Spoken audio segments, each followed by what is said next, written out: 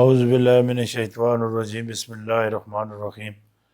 برادران طریقت بندہ ناچیز خادم استانہ عالیہ چورہ شریف، درجہ بدرجہ تمام بزرگوں عزیزوں جہاں جہاں تک میری آواز جاتی ہے، جہاں جہاں تک وہاں تک سب کی خدمت میں سلام عرض کرتا ہوں۔ السلام علیکم ورحمۃ اللہ وبرکاتہ۔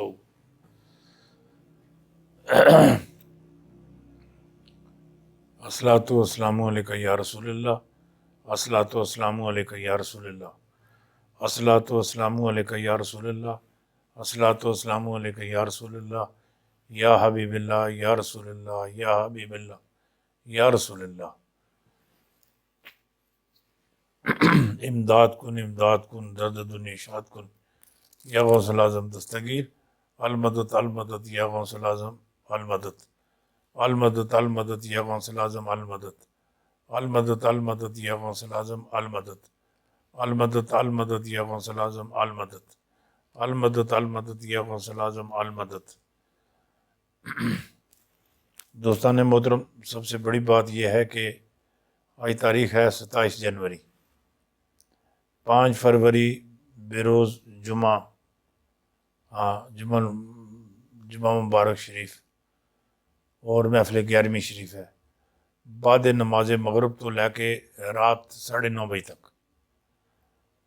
تمام طریقت دے جس جگہ تک سرکار غوث پاک نال محبت کرنے لے،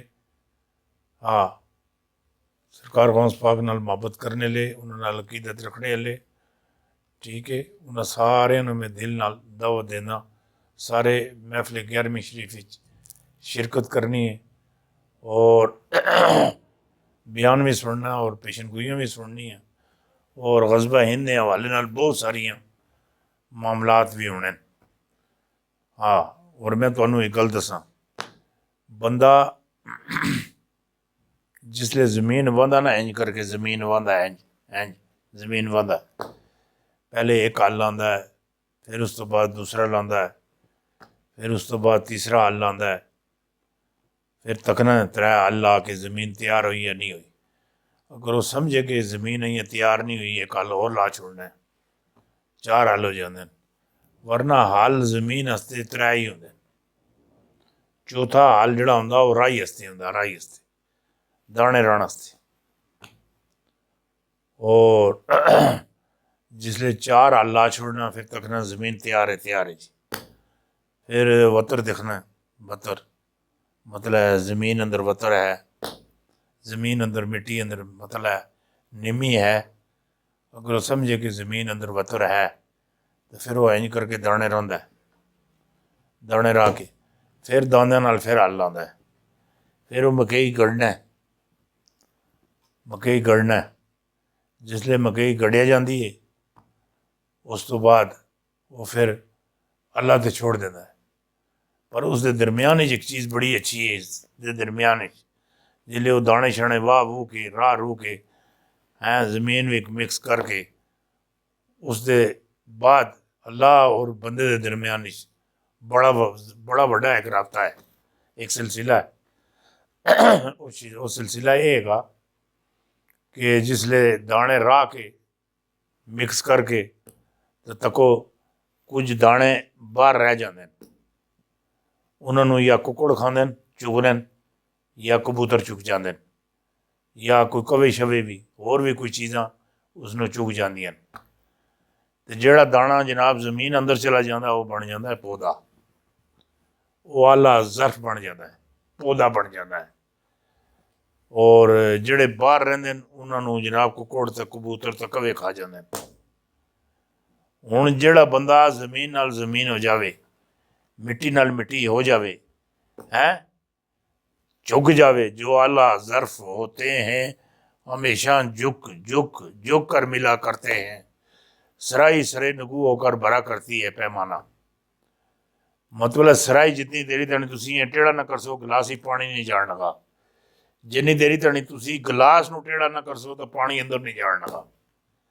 اج کل تو انگریزاں سن پٹھے سیدھے کام کر دیتے ہیں کہ پٹھے سیدھے بوتلاں کٹ دیتی ہیں، پیپسی دیاں، 7 اپ دیاں، مرنڈے دیاں، اچھا ਉਸ ਤੋਂ ਬਾਅਦ ਸ਼ਜ਼ਾਨ ਨਹੀਂ ਆ, ਉਸ ਤੋਂ ਬਾਅਦ ਜਨਾਬ ਡਿਊਜ਼ ਹੀ ਆ, ਬਹੁਤ ਸਾਰੀਆਂ ਬੋਤਲਾਂ ਕੱਢ ਦਿੱਤੀਆਂ ਹੈ। ਉਹ ਕਿਸ ਵਾਸਤੇ ਬੋਤਲਾਂ ਕੱਢ ਦਿੱਤੀਆਂ, ਉਹਨਾਂ ਵਿੱਚ ਲਾਉਂਦੇ ਨੇ ਇੰਝ ਕਰਕੇ ਪੈਪ, ਚੁੱਕਣਾ ਨਹੀਂ ਪੈਂਦਾ, ਇਂ ਕਰਕੇ ਛਿੱਕੇ ਉੱਪਰ ਚੁੱਕਣਾ ਪੈਂਦਾ ਹੀ ਨਹੀਂ, ਇੰਝ ਪਾਣੀ ਉੱਪਰ ਛਿੱਕੇ ਨੇ, ਜਿਹੜਾ ਕੋਈ ਪਾਣੀ ਬੋਤਲਾਂ 'ਚ ਆਉਂਦਾ ਹੈ।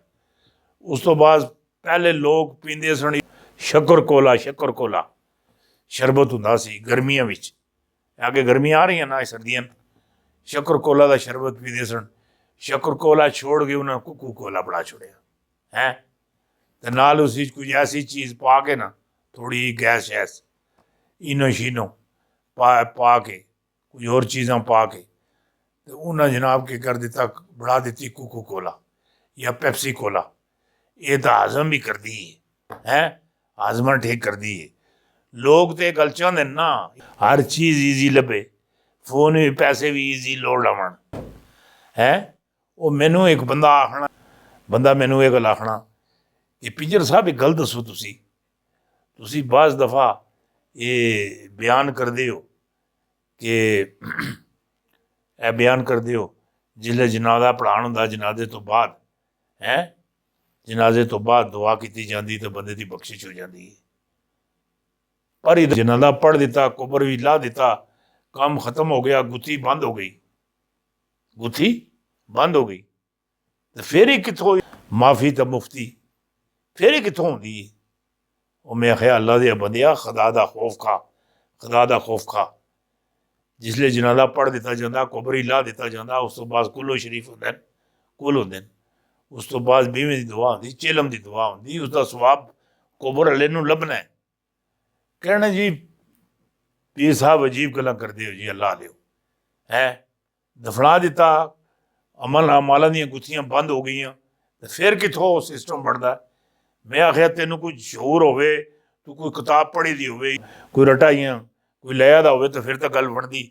ਮੈਨੂੰ ਇਹ ਗੱਲ ਦੱਸ, ਤੇਰਾ ਫੋਨ ਜਿਹੜਾ ਹੈ, ਫੋਨ ਇਹ ਫੋਨ ਤੁਹਾਡਾ, ਇਹ ਫੋਨ ਤੇਰਾ, ਇਹ ਜਿਸ ਤਰ੍ਹਾਂ ਮੇਰਾ ਇਸ ਲਈ ਬਿਲਕੁਲ ਬੰਦ ਹੈ। ਕਰਾਚੀ ਹੋ, ਮੇਰੇ ਕਨੀ ਕੋਈ ਬੰਦਾ ਬੈਲੈਂਸ ਭੇਜੇ, ਇਸ ਵਿੱਚ ਸੱਚ ਆਖੀ, ਇਸ ਵਿੱਚ ਆ ਸਕਣਾ ਆਉਂਦਾ ਹੈ, ਤੇ ਫਿਰ ਤੂੰ ਮੈਨੂੰ ਇਹ ਗੱਲ ਦੱਸ, ਇਹ ਲਾਕ ਹੋਇਆ ਦਾ, ਬੰਦ ਹੋਇਆ ਦਾ, ਫਿਰ ਇਸ ਵਿੱਚ ਬੈਲੈਂਸ ਕਿੱਥੋਂ ਆ ਸੀ, ਇਹ ਕਿੱਥੋਂ ਆ ਸੀ, ਇਸ ਦੀ ਬੈਲੈਂਸ ਕਿਹੜੀ ਜੀ ਆ ਸੀ।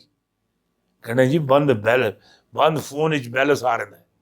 ਮੈਂ ਆਖਿਆ ਕਬਰ ਬੰਦ ਹੋਵੇ, ਅਮਾਲਾਂ ਦੀਆਂ ਗੁੱਥੀਆਂ ਬੰਦ ਹੋਣ, ਕੁਰਾਨ ਦੀ ਇੰਨੀ ਤਾਕਤ ਹੈ, ਉਹਦੀਆਂ ਆਇਤਾਂ ਦੀ ਇੰਨੀ ਤਾਕਤ ਹੈ, ਰੱਬ ਦੀ ਉਹੀ ਕੁਦਰਤ ਹੈ, ਉਸੀ ਨੂੰ ਕੁਦਰਤ ਕਹਿੰਦੇ ਨੇ, ਉਸੀ ਦੀ ਕੁਦਰਤ ਨਾਲ ਹੀ ਬੈਲੈਂਸ ਆਉਂਦਾ, ਉਸੀ ਦੀ ਕੁਦਰਤ ਨਾਲ ਕਬਰ ਦੀਆਂ ਜਿਹੜੀਆਂ ਥੈਲੀਆਂ ਬੰਦ ਹੋਈਆਂ ਜਾਂਦੀਆਂ, ਮਾਲ ਖਤਮ ਹੋ ਜਾਂਦੇ ਨੇ, ਮਾਮਲਾਤ ਬਿਲਕੁਲ ਨਖੇੜ ਦਿੱਤੇ ਜਾਂਦੇ ਹੈ, ਔਰ ਖਤਮ ਕਰ ਦਿੱਤੇ ਜਾਂਦੇ ਨੇ। ਔਰ ਦਿੱਲੀ ਅੰਦਰ ਵੀ ਅੱਗ ਲੱਗੀ ਦੀ, ਘਰ ਮਤਲਬ ਹੈ ਖਾਨਾ ਜੰਗੀ ਸ਼ੁਰੂ ਹੈ, ਮਤਲਬ ਘਰ ਜੰਗ ਛਿੜੀ ਦੀ ਹੈ ਦਿੱਲੀ ਅੰਦਰ। ਔਰ ਜਿਹੜੀ ਮੇਰੇ ਕੋਲ ਵੱਡੀ ਖਬਰ ਹੈ, ਵੱਡੀ ਆਲਾ ਸ਼ਾਨ ਖਬਰ, ਉਹ ਇਹ ਹੈਗੀ, ਸਿੱਖਾਂ ਸੋਹਣੇ ਤਈਆ ਕਰ ਲਿਆ। ਜਿਸ ਵੇਲੇ ਵੀ ਦਿੱਲੀ ਅੰਦਰ ਹੈ ਅਜਲਾਸ ਹੋ ਸੀ, ਫਰਵਰੀ ਦੇ ਪਹਿਲੇ ਹੀ ਹਫ਼ਤੇ ਵਿੱਚ, ਜਿਸਲੇ ਅਜਲਾਸ ਹੋ ਸੀ, ਔਰ ਇਜਲਾਸ ਵਿੱਚ ਅਸੀਂ ਹਮਲਾ ਕਰਦੇ ਸਾਂ, ਔਰ ਅਸੀਂ ਧਰਨਾ ਮਾਰ ਸਾਂ, ਔਰ ਦਿੱਲੀ ਉੱਤੇ ਔਰ ਪਾਰਲੀਮੈਂਟ ਹਾਊਸ ਉੱਪਰ ਜਨਾਬ ਅਸੀਂ ਕਬਜ਼ਾ ਕਰ ਲਿਆ ਸਾਂ। ਮੋਦੀ ਜੀ ਐਸੀ ਜੀ ਤੈਸੀ ਜ਼ਾਤ ਦੀ ਕੁਰਕੀਲੀ ਤੇ ਸ਼ਤੀਰ ਨਾਲ ਜਪੇ, ਮੋਦੀ ਨੂੰ ਚੁੱਕ ਕੇ ਚਾ ਕੇ ਰੋਡ ਉੱਪਰ ਸੁੱਟ ਸਾਂ। ਇਹ ਬਸ ਇਹਨਾਂ ਕੋਈ ਦਿਨਾਂ ਦੀ ਗੱਲ ਹੈਗੀ, ਕੋਈ ਦਿਨਾਂ ਦੀ। ਔਰ ਸਿੱਖਾਂ ਬਿਲਕੁਲ ਕੰਬਰ ਕੱਸ ਲਈ ਜੀ, ਕੱਸ। ਮੈਂ ਆਖਣਾ ਪਾਰਲੀਮੈਂਟ ਹਾਊਸ ਉੱਪਰ ਸਿੱਖਾਂ ਅਗਰ ਕਬਜ਼ਾ ਨਾ ਕੀਤਾ, ਇਹ ਮੇਰਾ ਗਿਰਬਾਨ ਹੋ ਸੀ, ਮੇਰੇ ਗਿਰਬਾਨ ਜਾਣ ਕੇ ਤੁਸੀਂ ਪੱਲਾ ਪਾ ਲਿਓ।